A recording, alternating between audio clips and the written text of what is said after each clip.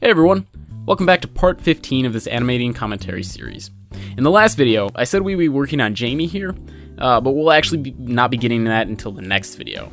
Today, we'll continue working on Sam, and near the end, we'll just be getting started on Jamie. I talked about it in my previous video, but I've been having some difficulty getting back into animation. I'll end up doing a couple things incorrectly, or as in, I could do them in a more optimal way, but didn't for whatever reason. It's coming back to me, and really, it was only a week that I took off. It shouldn't be too terrible, but regardless, I make a few mistakes here and there, and animating things in a way that I normally wouldn't throughout this video and the next. I'm trying to spend a little time every day working on this. Sometimes it won't be enough to record anything, but I feel like as long as I'm at least getting in there and doing something, then I'm spending my time well enough. I am not the best at managing my time, by any stretch of the imagination. I spend a lot of it not doing anything. However, I'm getting better at getting the most out of it, and animating is part of how I do that. I started this project over a year ago. When I started, I was making a ridiculous amount of progress in a very short period of time, and I was fully expecting to get it done in about 2 months tops. Then I ran into some trouble. As soon as I realized I didn't have a female voice actor on hand, basically I immediately lost interest and sort of gave up.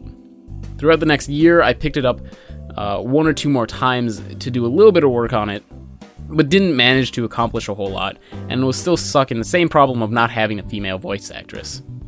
Finally, I happened to meet an amazing friend who was willing to do it. Her voice, coincidentally, was exactly what I was looking for, and I got really excited to start working again. It's these peaks and valleys of motivation that steer my progress. I'm hoping that that'll all change having this channel. Granted, it's taking time away from actually working on a cartoon, but realistically, it only takes about 2 to 2.5 hours total to make a commentary episode. 40 minutes of animating and an hour and 20 minutes or an hour and a half of writing, recording, and editing. Really, it's just giving myself a strong drive to work on cartoons. The extra stuff I do on the side is just that. Extra. I suppose I should actually start talking about what's going on screen for a bit. We're just finishing up doing the animation for Sam. He's lowering his arm back down and looking over at Jamie.